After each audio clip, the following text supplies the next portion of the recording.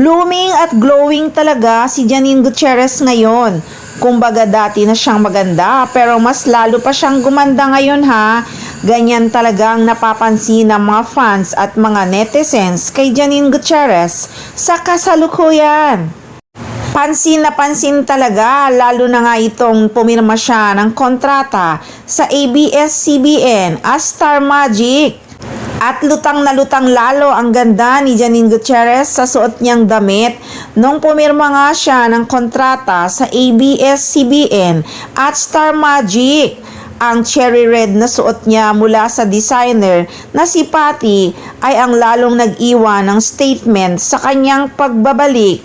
Bukod sa solid support ng mga network bosses, ang pinaka-highlight ng event ay ang sweet na pang-surprise sa kanya ng kanyang boyfriend na si Jericho Rosales na nag-abot pa ng bulaklak at nagsabi ng I love you sa TV.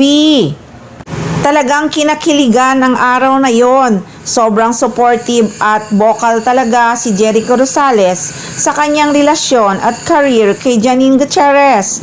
Maraming netizens nga ang humahanga sa kanilang dalawa dahil kitang-kita ang pagiging maalaga at proud boyfriend ni Echo.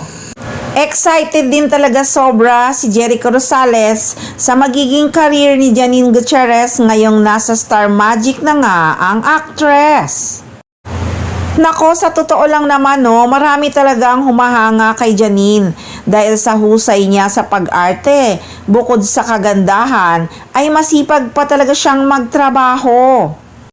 Lalo na ngayon, meron siyang very supportive na boyfriend na walang iba kundi si Mr. Poging Jericho Rosales.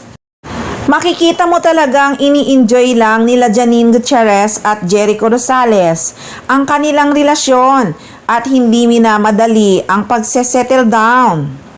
Kaya blooming na blooming talaga ang beauty ni Janine Gutierrez sa kasalukuyan kasi nga naman meron siyang boyfriend na maalaga at very supportive.